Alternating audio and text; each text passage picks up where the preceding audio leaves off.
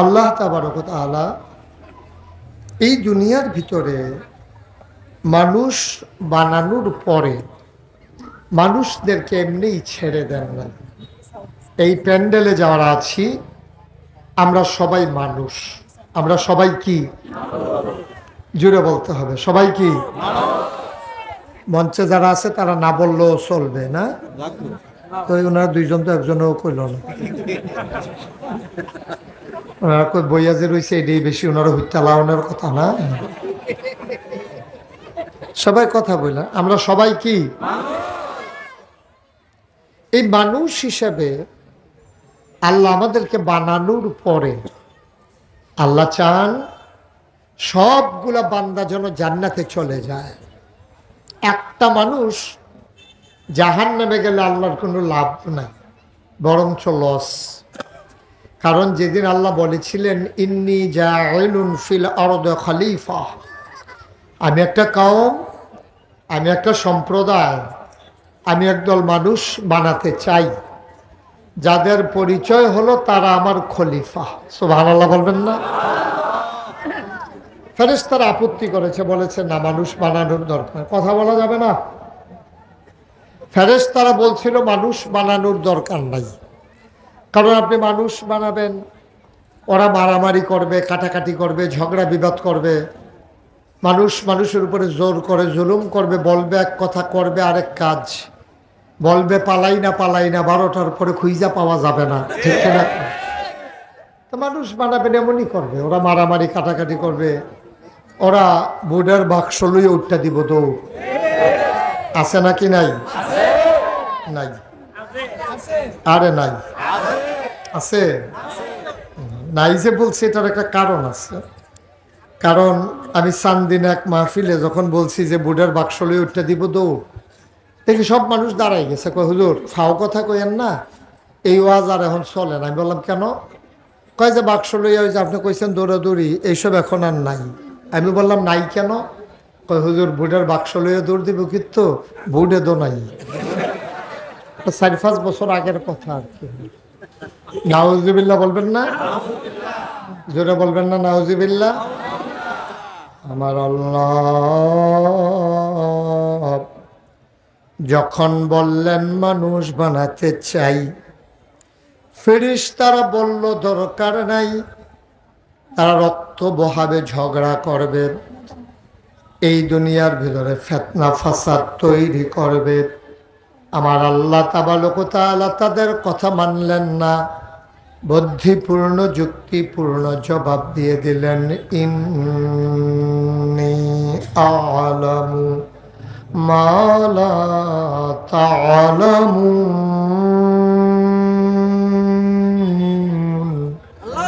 আমি যা জানি তোমরা তা জানো না। বলেন সুবহানাল্লাহ।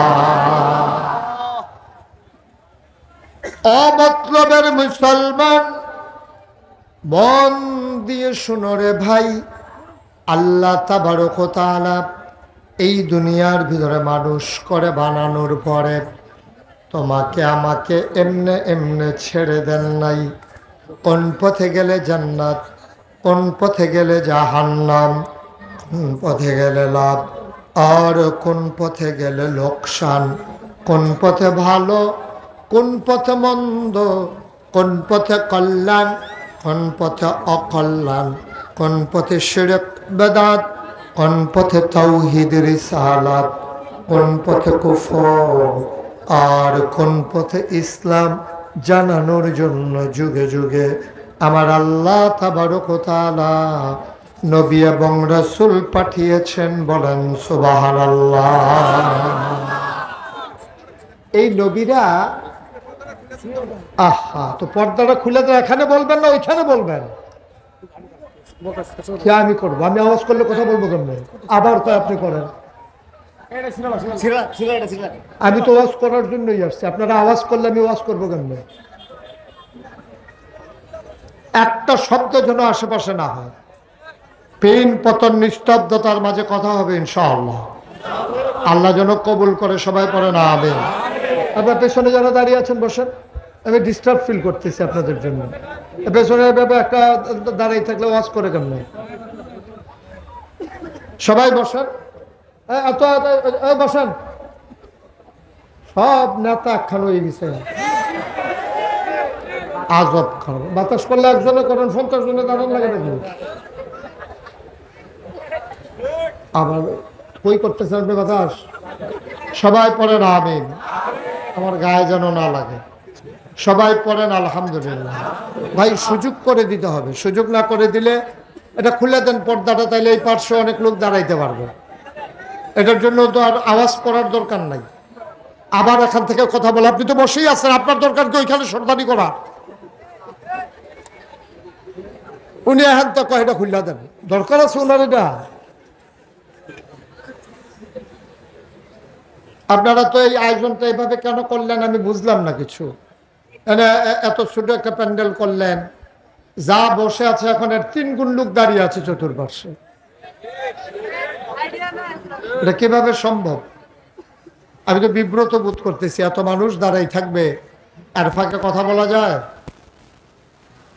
যে ওকে ফাইন, যা হওয়ার তা হয়ে গেছে, কিচ্ছু করার নাই। আমরা ভিতর দিয়ে কথা শুনতে হবে, কিছু করার নাই। বাস আইয়া পড়ছে ফেরিঘাটের মতো আর কি, লঞ্চ সাইডা দিতে আছে, হাতে বাট্টার দিয়ে লঞ্চ সাইডা দিতে আছে, তো রিফ্যাকেট করে লঞ্চ ছাড়া দেওয়ার উপায় নেই। ওই বুদ্ধি করে এই করা লাগবে। সবাই একটু ধৈর্য ধরে বসেন, 2 পাশের পর্দাগুলো খুলে দেন, আল্লাহ যেন কবুল করে। সবাই পড়েন আমিন।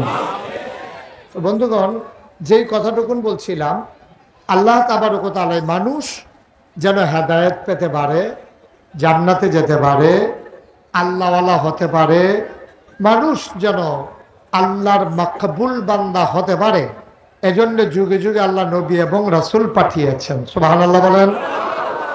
সবাই শুধু এদিকে খেয়াল রাখবেন, হুজুর এদিকে। মাছের মতো নিষ্পলক নয়নে, খরগোশের মতো কান খাড়া করে কথা শুনবেন ইনশাআল্লাহ।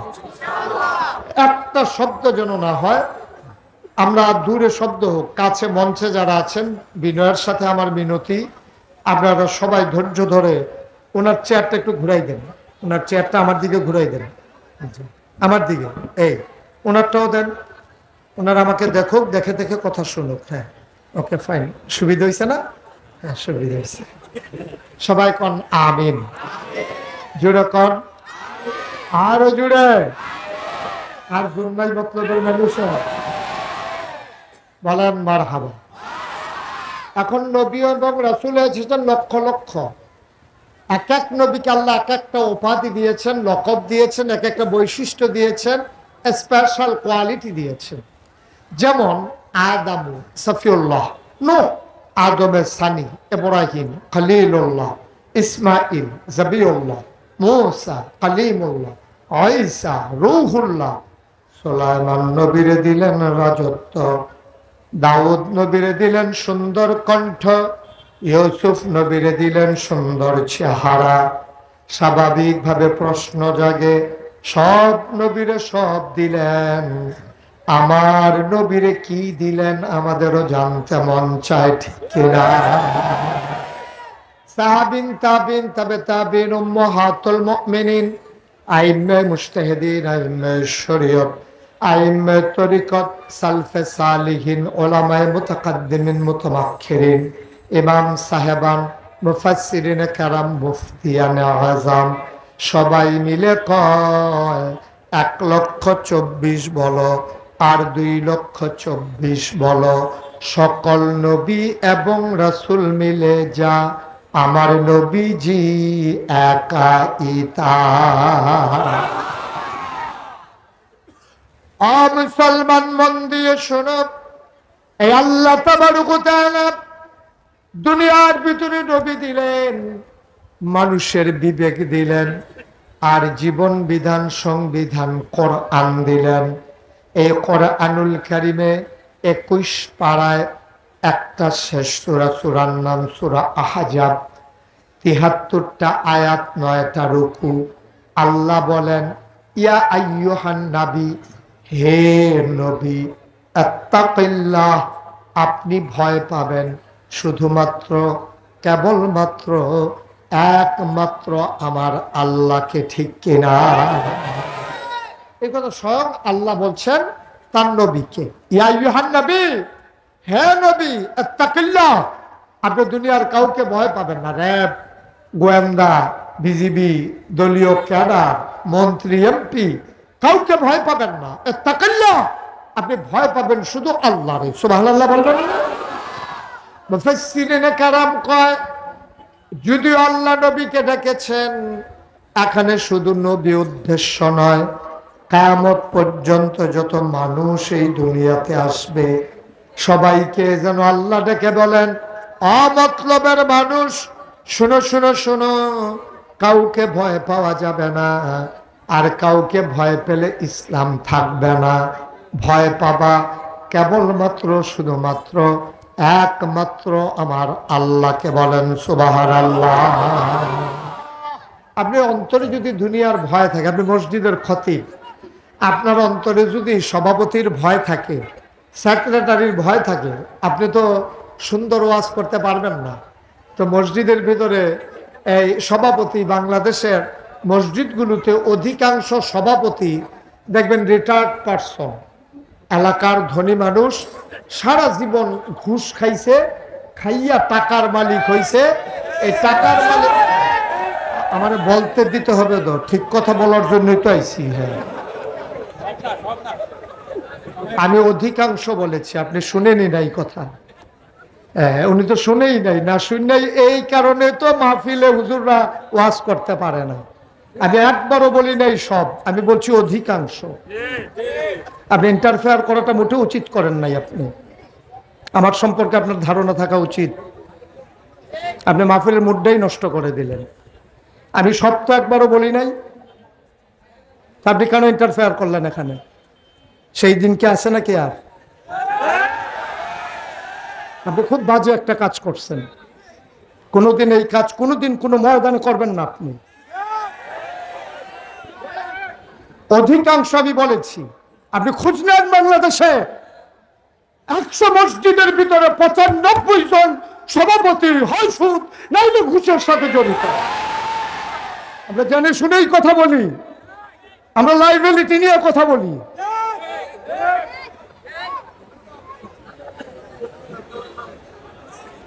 কয়জন ভালো মানুষ বাংলাদেশে আমার জানা আছে? পৃথিবীর ইতিহাসে এমন কোন ইতিহাস নাই সরকার বদলের পরে 313 জন মেম্বার অফ পার্লামেন্ট, যেই জায়গায় আমলা কামলা, র্যাব, গোয়েন্দা, ঊর্ধ্বতন কর্মকর্তা সারা বাংলাদেশ থেকে একযুগে পালিয়ে যায়, পৃথিবীর ইতিহাস নাই, শুধু বাংলাদেশ।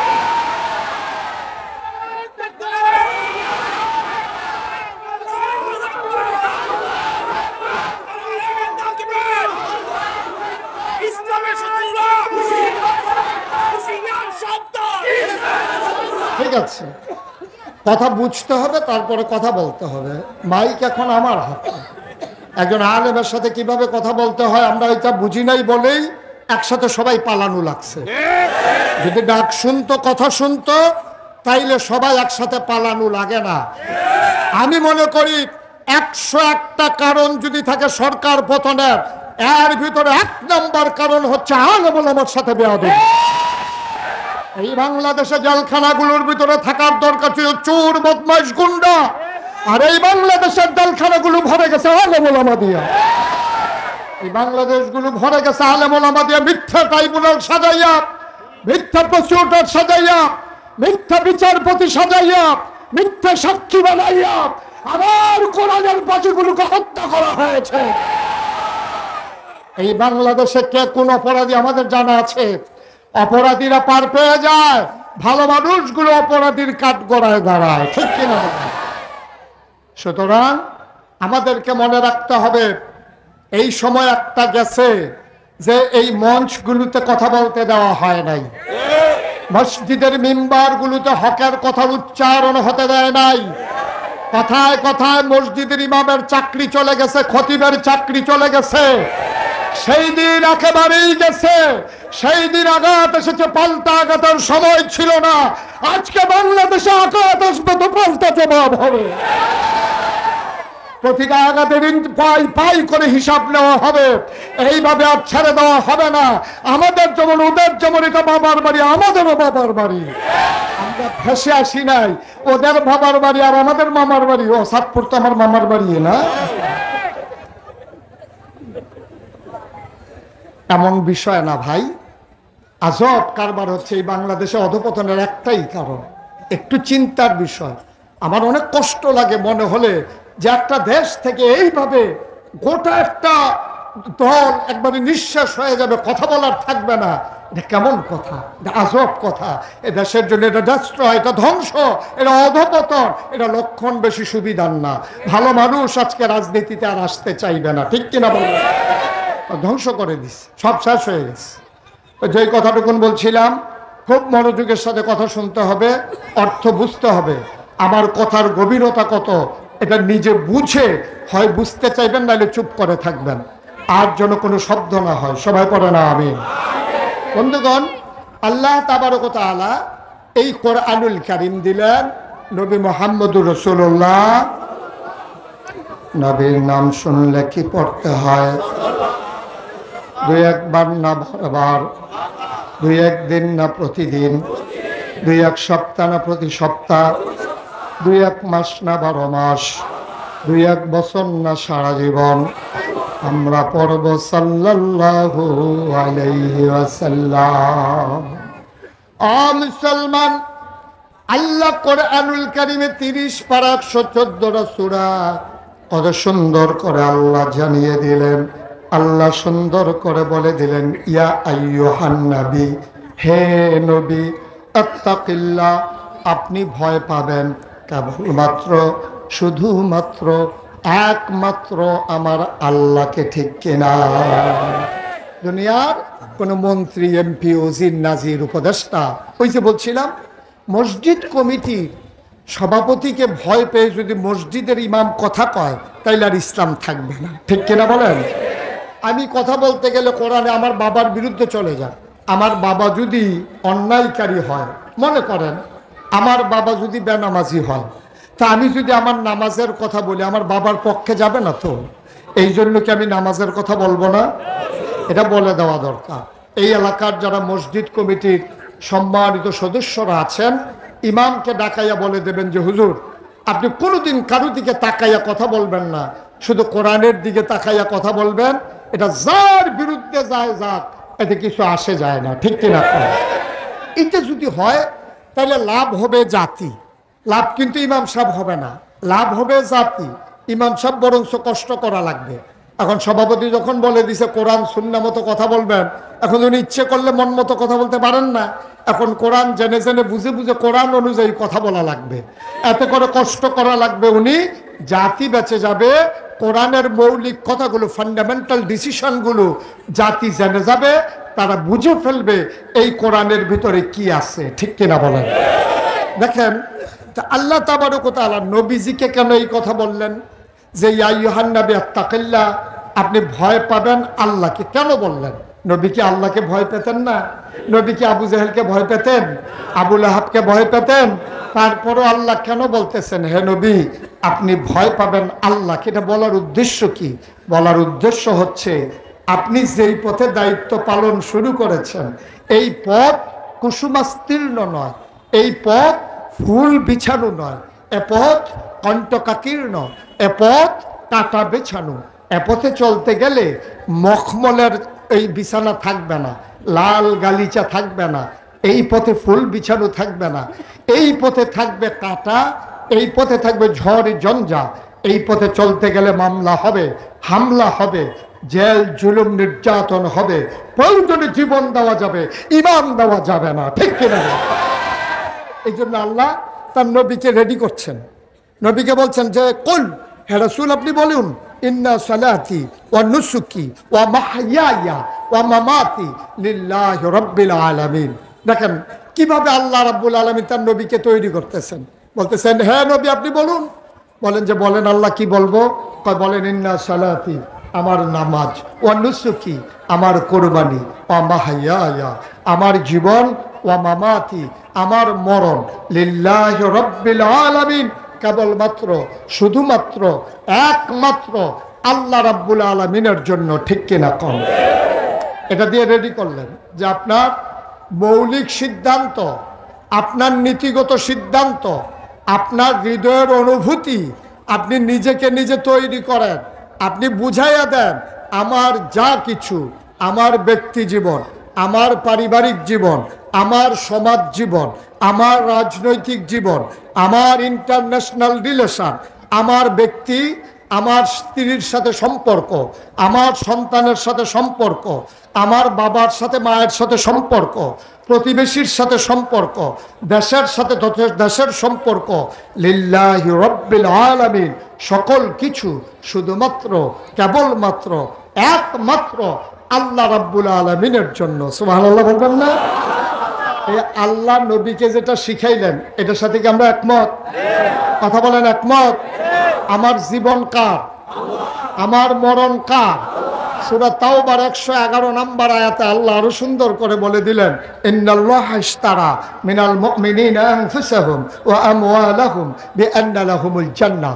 ও মতলবের মানুষ, শুনো শুনো শুনো, ইন্নাল্লাহা, নিশ্চয়ই আল্লাহ, ইশতারা, ক্রয় করে নিয়েছেন, কিনে নিয়েছেন, মিনাল মুমিনিনা, মুমিনদের কাছ থেকে, আনফুসাহুম ওয়া আমওয়ালাহুম, তোমাদের জান এবং তোমাদের মাল, বিআন্না লাহুমুল জান্নাহ, আর এর বিনিময়ে যা দিয়ে তোমাদের কাছ থেকে জানমাল কিনেছে তার নাম হলো জান্নাত। সুবহানাল্লাহ বললেন।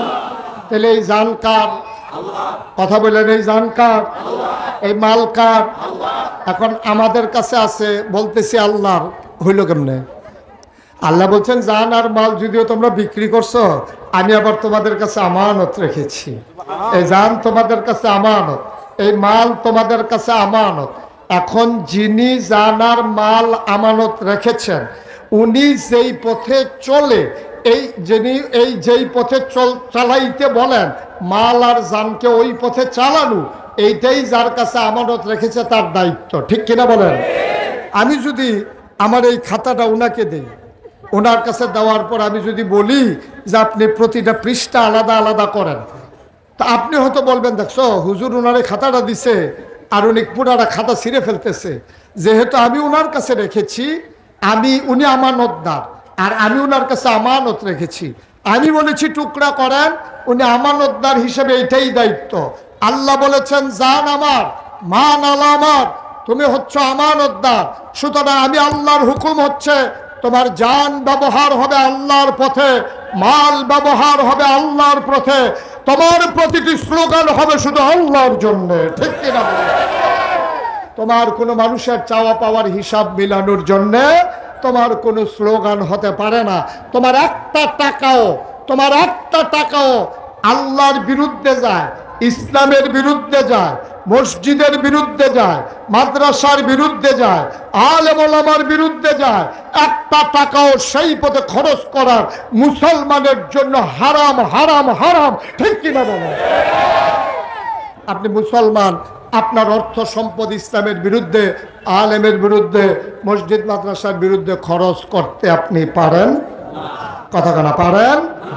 আপনি খরচ করতে হবে শুধু আল্লাহর জন্য, যেহেতু সব আপনি আল্লাহর কাছ থেকে আমানত। এই জন্য আল্লাহ বলছেন, হে নবী, আপনি কি ঠিক করে নিয়েছেন? বলল যে হ্যাঁ। তাইলে এবার ইত্তাকিল্লাহ, আপনি ভয় পাবেন আল্লাহরে।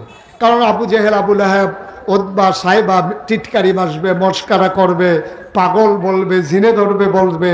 আপনি যদি অস্থির হয়ে যান, আপনি যদি তাদের ভয়ে ভীত সন্ত্রস্ত হয়ে যান, তাহলে এই জমিনেতে আল্লাহর দিন থাকবে না। এজন্য আপনাকে কথা বলেই যেতে হবে, পক্ষে যাক আর বিপক্ষে যাক। আমি মুশতাক ফৈজি, খুব খেয়াল করে শুনেন, নাগাইশের পীর সাহেব, আমি মুশতাক ফৈজি। এখন যদি শুধু জিকির করি, সবগুলা মানুষ আপনারা অস্থির হয়ে যাবেন যে মাশাআল্লাহ হুজুরের জিকির কত সুন্দর, মনে হয় বাতাস জিকির করে, মনে হয় গাছে জিকির করে। ওই বিদেশি সন্তানের মায়েরা আমার জন্য আতর পাঠাবে, বিদেশি বাবারা আমার জন্য দেশি মুরগার ডিম সিদ্ধ করে নিয়ে আসবে, কার ঘরে সকালে দাওয়াত খাবো সিরিয়াল পরে যাবে। আমি যদি কলমা শরীফের জিকির করি, সবাই মিলে খুশি, আমার প্রশংসায় পঞ্চমুখ, অথচ ১৫০০ বছর আগে নবী যখন সবাইকে ডেকে বললেন কুলু লা ইলাহা ইল্লাল্লাহ, তোমরা সবাই পড়ো লা ইলাহা ইল্লাল্লাহ, বলার সাথে সাথে কাফেরেরা খুশি না বেজার? তো মুশতাক ফয়েজি জিকির করলে হাদিয়া পাওয়া যায়, মাছের মাথাটা, গরুর কলজাটা, বিদেশি ফুতের টেহারা, প্রথম লাউডা, টাহি মাছ দিয়া ভাপাফিটা দিয়া, যা মন চায় কম্বলটা, হাদিয়ার অভাব নাই, টাকার অভাব নাই, সম্মানের অভাব নাই, দল মত নির্বিশেষে কই উনি একজন ভালো মানুষ। তাইলে নবীজি লা ইলাহা ইল্লাল্লাহ কইলে সবাই রাগ হয়, মুশতাক ফয়েজি লা ইলাহা ইল্লাল্লাহ কইলে তো সবাই খুশি হয়। তাইলে বুঝতে হবে কুসকুস কালা হয়। এটা আপনি বন্ধ করেন, কাইন্ডলি একটু বন্ধ করেন। আপনি আসছেন পরে আইসা আবার বিরক্ত শুরু করছেন না, মানে এটা খেয়াল করে শুনেন, মনোযোগের সাথে কথা শুনেন। আমিন কন, জুড়ে কন, আরো জুড়ে। এখানে রহস্যটা কি? আমি লা ইলাহা ইল্লাল্লাহ বললে সবাই খুশি হয়। আমাদের দেশে পীর মাশায়েখরা যখন জিকির করে সবাই খুশি হয়, কিন্তু এই নবীজি বলার কারণে সবাই রাগ হয়। কারণটা কি? শুধু কি রাগ হয়? আবু জেহেল নবীরে মারতে যায়, বারবার মারতে যায়, ২-৩ জন ধৈর্য রাখে, তারপর আবু জেহেল যায়। আমি ওইখানে থাকলে বলতাম ভাই ছাইড়া দাও, ছাইড়া দাও, ১টা ২টা দিয়া ২-৩টা খাইয়াই হোক, দেখবা ঠিক হয়ে যাবো। আমাদের দেশে যখন দরুনটা থাকে তখন দেখবেন ঝগড়া জমে বেশি, আর দরুনটা যদি বেরিয়ে হইতে হয় ঝগড়া কার বেরিয়ে হইতে ধরছে তো। আমাদের দেশে দরুন না থাকলে ঝগড়া জমে বেশি। আমি কই ধরার দরকার কি, সেটা দেন হাতে 2টা দেখতে 2টা দেখ, খাইয়া বুঝালো খানা কি জিনিস, দেখবার পরে ধাক্কাইয়াও ফাটাইতে পারবেন না। এখন আবু জেহেল যখন বারবার নবীর দিকে ঘুষি মারতে যায়, এখন কেউ তো আর সাহস করে না। এবার নবীর আপন চাচা আবুল আহাব, কি নাম? বা কথা না, কি নাম? নবীর আপন চাচা আবুল আহাব, সে গেছে নবীরে মারার জন্য। একটা পাথর নিছে, খুব খেয়াল করে শুনেন, একটা পাথর নিয়া নবীর দিকে একটা ঢিল মারছে, বলছে ইয়া মোহাম্মদ তাব্বা আলা, ও মোহাম্মদ তোমার ধ্বংস হোক। নাউজুবিল্লাহ বলবেন না? এই গালিটা কি সাধারণ না জঘন্য? কয়েকজনের সামনে বলছে না, সবার সামনে, সবার সামনে। নবী খুব লজ্জিত হয়েছেন, ভদ্র মানুষ, কত শালীন মানুষ। নবীজি কখনোই ব্যক্তিগত, খুব খেয়াল করে একটা কথা শুনে রাখেন, ব্যক্তিগত আক্রমণে নবীজি কখনো রাগ করতেন না, কিন্তু দিনের ব্যাপারে যদি একটু চুল চেরা দেখতেন, নবীজির কলিজায় আগুন লেগে যেত। সুবহানাল্লাহ বলবেন। এখন আবুল আহাব যখন ঢিল মারছে, পাথর নবীর গায়ে লাগে নাই, কিন্তু জঘন্য গালি দিছে, সবাই কিন্তু গালিটা শুনছে।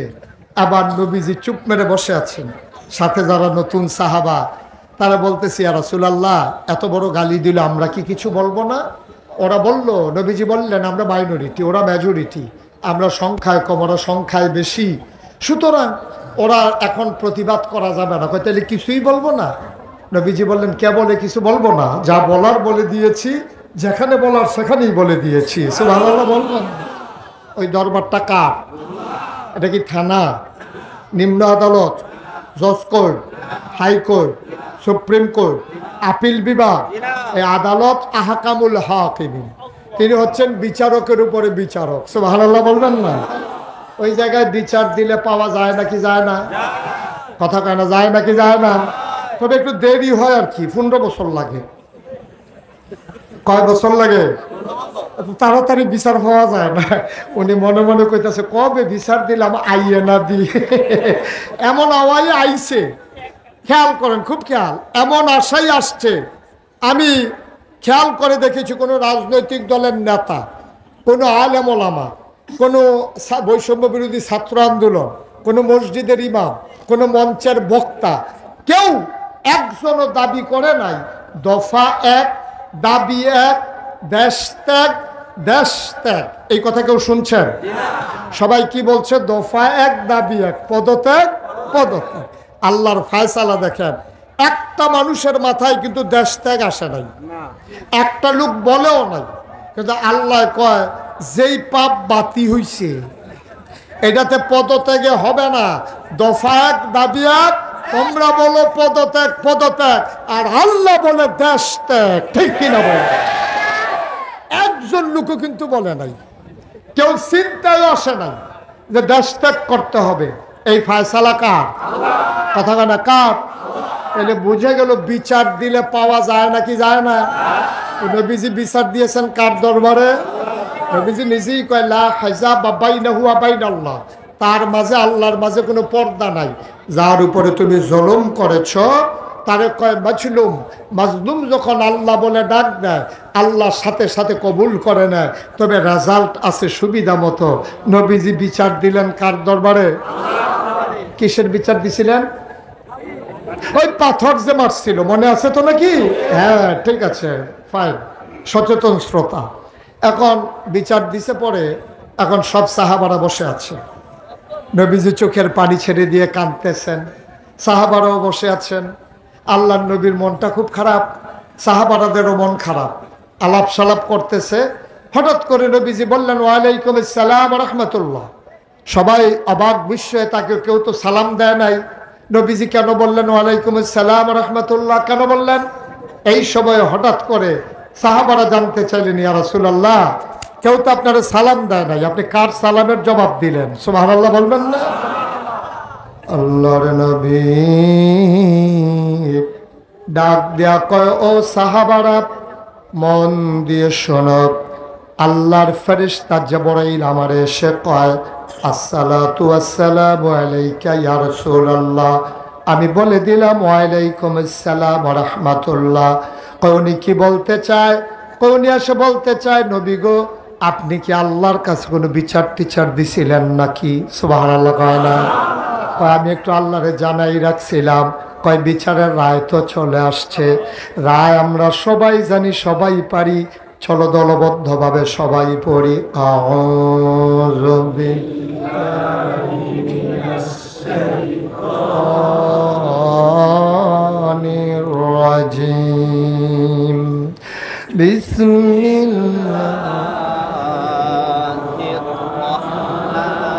রাহমানির রহিম। তাব্বাত ইয়াদা আবি লাহাব ওয়া তাব মা আগনা আনহু মালুহু ওয়া মা কাসাব সায়াসলা নারান যাতা লাহাব ওয়া ইমরাআতুহু হাম্মালাতাল হাতাব ফি জিদিহা হাবলুম মিন মাসাদ। সুবহানাল্লাহ কয় না? গালি দিছিল কি দিয়া? শব্দটা কি মনে আছে? কি বলছিল? ইয়া মুহাম্মদ তাব্বা আলাক, ও মুহাম্মদ তোমার ধ্বংস হোক। তাব্বা, যে শব্দটা দিয়ে গালি দিল, তাব্বা মানে ধ্বংস হোক। খেয়াল করেন, এটা কিন্তু ভবিষ্যৎকালের কথা বলেছে, ধ্বংস হোক। আর আল্লাহ কয় তাব্বাত, ধ্বংস হয়ে গেছে। সুবহানাল্লাহ বলবেন না? ওইটা যাও জবাব। ইয়াদা, দুই হাত, আবি লাহাব, আবু লাহাবের, ওয়াত্তাব, এমন ধ্বংস হইছে, কবিরাজের বাড়িতে নিয়া ফাতা ফেসাইয়া ছড়ি বানতে পারবা, প্লাস্টার করতে পারবা ট্রমা সেন্টারে, কিন্তু এমন গুড়ার গুঁড়া হইছে আর জোড়া লাগবে না। সুবহানাল্লাহ বলবেন না? এই কথা কি মুশতাক ফয়েজের না? আল্লাহ ওই যে তাব্বাত ইয়াদা যেই শব্দ দিয়া গালি দিছে, এই শব্দ দিয়া জবাব দিছে। ধ্বংস হয়ে গেছে দুই হাত। এখানে একটা চিকন কথা আছে, আপনার সচেতন মানুষ সবাই বুঝবেন। এই যে আবু লাহাব ঢিল মারছিল পাথর দিয়া, দুই হাতে না এক হাতে? কথা কয় না, দুই হাতে না এক হাতে? তো ঢিল মারলো এক হাতে, আর আল্লাহ কইতেছে ধ্বংস হয়ে যাক দুই হাত। তাহলে আল্লাহর তো মাইক আছে দেখা যা ইচ্ছা তা কইব? এটা তো ঠিক না, এটা তো একটা বিচার হইলো। আল্লাহ তো ইনসাফ করে।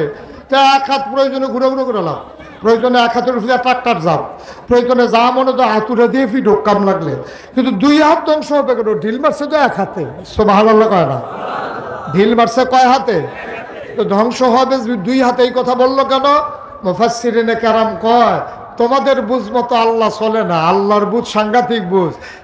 ফলাফল যখন ক্রিকেটের বল করে, ক্রিকেট খেলতে গিয়ে বোলার যারা, তারা যখন বল করে, ডাইন হাতে বল করে, বাম হাত কি গামছা দিয়ে শরীরের সাথে বাইন্ধা নেয়? আমার কথা না, বাইন্ধা নেয়? তো এই ডাইনাতে বল ধরে রাখছে, এখন দৌড় দেওয়ার সময় কি করে, করে না কি করে না? এক হাতে বল মারে, আরেক হাতে হেইও কয়, ঠিক কিনা কয়? এক হাতে বল করে, আরেক হাতে জোর দেয়। আবুল আহাবে এক হাতে ঢিল মারছে, আরেক হাতে জোর দিছে। মাছ ধরুন্নার যেইবার ডুলারা হুন্নার এইবার, এই জন্য দুই হাত তামা তামা হয়ে যাবে, ঠিক কিনা? তাব্বাত ইয়াদা, ধ্বংস হয়ে যাবে দুই হাত। মুফাসসিরিনে কেরাম কয়, তোমরা তো যা শুনো তাই বুঝো, কিন্তু এই শব্দের ভিতরে আরো আছে। যদিও আল্লাহ বলেছেন ধ্বংস হয়ে যাবে দুই হাত, এই দুই হাতের ভিতরে আছে 6 হাত। কয় হাত? কথা বলে কয় হাত? আমি এই হাতগুলার নাম বলবো, আর আপনারা 1 2 গইনা যাবেন। হ্যাঁ, ডাইন হাত, কথা কয়, ডাইন হাত, বাম হাত, দুনিয়া, আখিরাত, ছেলে মেয়ে বউ, সম্পদ। কয়টা হয়েছে? আবার আপনারা করবেন, হ্যাঁ জোরে আওয়াজ করে করবেন। ডাইন হাত, বাম হাত, দুনিয়া, আখিরাত, ছেলে মেয়ে বউ, সম্পদ। কয়টা হয়েছে? ঢিল মারছিল কয় হাতে, এখন টান দিছে কয়টা লইয়া? খেলা কার? মুসলমান। আবার যখন 6 হাতের কথা বলছে, মক্কার মানুষগুলা খুব দ্রুত বুঝে ফেলছে, ওরা আরবি জানতো। আবুল আহাবের সঙ্গী সাথী নিয়া চায়ের স্টলের ভিতরে আড্ডা মারতে আছে। কি রে মোহাম্মদ রে যে ঢিল মারছিলাম কেমন হয়েছে? কয় ভাই সব গেছিল সুজে জোর কম, ভাবিরে কইন দুধ মুধ খাওয়াইতো, আপনার শৈল তো জোর কমা গেছে, ঢিল দই পর্যন্ত যায় নাই। আবুল আহাব কয় দিছিলাম তো জোরেই গেল না কেন বুঝলাম না। নবীর সাহাবাদের সামনে যখন আয়াত নাজিল হলো, সাহাবারা কয় ইয়া রাসূলুল্লাহ, এটা কি সবাইকে বলে দেব? কয় সবাইকে জানিয়ে দাও। এবার সাহাবারা দৌড়ায়, যারে পায় তারই কয়।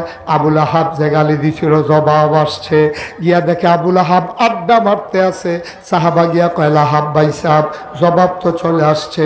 কয় কি বলছে তোমাদের আল্লাহ? কয় তাব্বাত ইয়াদা আবি লাহাব ওয়া তাব। এই কথা যখন আবুল আহাব শুনছে, উঠটা দিছে দৌড়। আবুল আহাব আরবি বুঝতো নাকি বুঝতো না? তখন আবু জেহেল আবুল আহাব উঠটা দিছে দৌড়। তো যখন নেতা দৌড় দিছে, এখন কর্মীরা তো হুঁশ নাই। এখন কর্মীরা দৌড় দিয়ে গিয়া ধরছে, ধরে আপনি আমাদের নেতা না, আপনি যদি হেলিকপ্টার উঠটালান আমরার কি উপায়? আপনি হেলিকপ্টারে উঠলে আমাদের উপায় কি? আপনি আমরা কই রেখা যাইতে আছে? আপনি যে দৌড় দিতে আছে, আপনাদের আপনি চলে গেলে আমাদের উপায় কি? আবার আবুল আহাব দাঁড়াইছে। আবুল আহাবের সঙ্গী সাথীরা কয়, ভাইয়ারা আয়াত নাজিল হইছে আমার ব্যাপারে, তো আমি দৌড় দিতাম নাকি তোমরা দৌড় দিবা? আমি না টের পাইতে আছি কি যাইতে আছে। আপনি কি মোহাম্মদের আল্লাহরে মানেন? কয় না। মোহাম্মদের আল্লাহরে মানেন না, মোহাম্মদের কথা বিশ্বাস করেন? কয় না। তো মোহাম্মদের আল্লাহরেও মানেন না, মোহাম্মদের আল্লাহর কথা বিশ্বাসও করেন না, তো মোহাম্মদের আল্লাহ যা কইছে এটা নিয়ে আপনি ভয় পাইছেন কেন? আবুল আহাব চিৎকার করে কয়, ভাইয়ারা মোহাম্মদের আল্লাহও মানি না, মোহাম্মদের নবীও মানি না, মোহাম্মদের ইসলামও মানি না, মোহাম্মদের বিশ্বাসও করি না, কিন্তু খেয়াল করে দেখছি মোহাম্মদের আল্লাহ যা কয় তাই হয়। সুবহানাল্লাহ। হয় নাকি হয় না? কথা কেন হয় নাকি হয় না? এখন নমুনা খারাপ, শুরু হইব কি দিয়া? কইছে কয়টা? কথা কেন কয়টা? এখন আবুল আহাব শুধু টেনশন করতেছে, শুরু জানি হয় কি দিয়া? আল্লাহ কই শুরু করম তোর বউ এড়ে দিয়া। ঘরে ঘরে যখন আগুন লাগাইতাম টের পাইবা সংসার কি জিনিস। শুরু করম তোমার বউ এড়ে দিয়া। আবুল আহাবের বউটা ছিল জঘন্য, নগণ্য না জঘন্য? সাংঘাতিক খারাপ মহিলা ছিল। এরকম খারাপ মহিলা বাংলাদেশে আছে নাকি নাই? নাই, ছিল, আছে, ছিল, আছে। আপনারা মতলব ওয়াজ করে কোনো মজা পাইলাম না। দাউদ কান্দি ওয়াজ করে মজা। আমি যখন কইছি এরকম খারাপ মানুষ আছে নাকি নাই, এক বুড়া বেড়া ফাল দিয়া কয় হুজুর আমরা ঘরে আছে। তোমার এটা কইতে কইছি হলো ঘরের কথা হলো, তুমি ঘরের কথা বার করছো কেউ? তখন হুজুর আর বাসাম কয় বছর, তাই আমার আংরা বানাই লিছে তাই। আর হকলবেলা কইয়া দিয়া মরেছে গিয়ে ডাক বালা। এরকম অসভ্য আছে নাকি নাই? আছে না ছিল? হ্যাঁ ঠিক আছে, মার হাবা কয় না রে, জোরে কয় না মার হাবা। আবার আবুল আহাবের বউটা ছিল খুব খারাপ মহিলা। এই যে উনি উঠছে কেন? বসান, উঠেন না একটু, আর সামান্য একটু, সময় তো শেষ, আর সামান্য একটু বসেন, শেষ করে দিচ্ছি ইনশাআল্লাহ। মাহফিলে ওঠার দুইটা সিস্টেম আছে। আপনি যদি মাহফিল থেকে উঠতে চান, শুধু একটা বাচ্চা লই আইবেন, এই তারে তারে দেখাইয়ে উঠতে লাগবেন, কান্দে না যাইতেছি দাঁড়া, তত সরষে দোকান। আর এই মোবাইলটারে ধরে এমনভাবে একটা ভাব করবেন জরুরি ফোন আইছে বিদেশি। এই দুটাই ফাও, এই দুইটাই ফাও। আল্লাহ যেন মাফ করে, সবাই কোনা আমিন। তা আবুল আহাবের বউয়ের কথা মনে আছে তো? ভালো না খারাপ?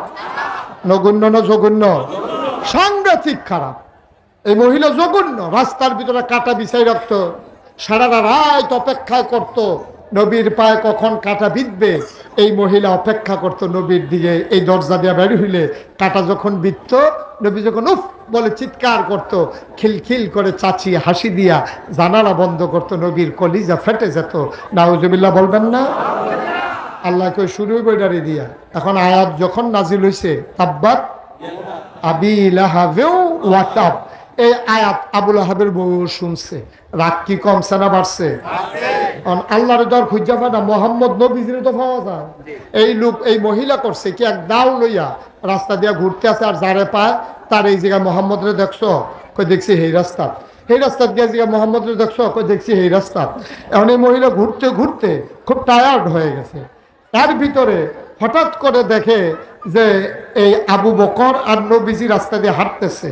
এমন সময় আবু বকর দেখছে যে আবুল আহাবের স্ত্রী দাও নিয়ে আসতেছে। আবু বকর চিৎকার করে কই, ইয়া রাসূলুল্লাহ সর্বনাশ, আবুল আহাবের বৌদা আসতেছে দাও নিয়া, আপনারে পাইলে তো দুই টুকরা করে ফেলবে। নবীজি মুচকে হাসি দিয়া কয়, আবু বকর তোমারে দেখবে, আবুল আহাবের স্ত্রী আমারে দেখবে না। সুবহানাল্লাহ বলবেন না? খেলা কার? ঠিক ঠিক আয়েশা নবীজি আর আবু বকরের সামনে দাঁড়াইয়া আবুল আহাবের স্ত্রী আবু বকরকে জিজ্ঞেস করে, তোমার লগেরটা কো, লগেরটা কো? নবীজি মুসকি মুসকি হাসে, পাশে দাঁড়ানো, আইয়া জিগা তোমার লগেরটা কো? আবু বকর মনে মনে কয়, দেখে না, লগে দিয়ে তো দাঁড়াই দিছে। সুবহানাল্লাহ বলবেন না? চলে গেছে। পরে আবার এই মহিলার রাগ তো, সারাটা দিন মোহাম্মদ রে খুঁজছে, নবীজিরে তালাশ করছে, পায় নাই। মহিলা সাংঘাতিক রাগ হইয়া সন্ধ্যার সময় জঙ্গলে চলে গেছে, লম্বা এক রশি নিয়া গাছের কাটা কাটার জন্য, যে নবীর রাস্তা আবার বেছাবে। আজকে চলে গেছে একবারে গভীর জঙ্গলে, বড় বড় লম্বা লম্বা সোজা সোজা কাটা কাইটা সবগুলোর একটা বস্তা বাঁধছে, রশি দিয়ে বান দিছে। আমাদের দেশে রশির একটা বান আছে, এটারে কয় হরখা গিট্টু। আপনাদের দিকে কি কয়? উমা, তো আমি এত চিন্তা করে কথা কই গিরতাম, আপনারা আমরা দিয়ে রেখে দিই। এতক্ষণ ধরে ফাও চিন্তা করতে আছি, বুঝে না, না বুঝে। কি গিট্টু? হরকা গিট্টু।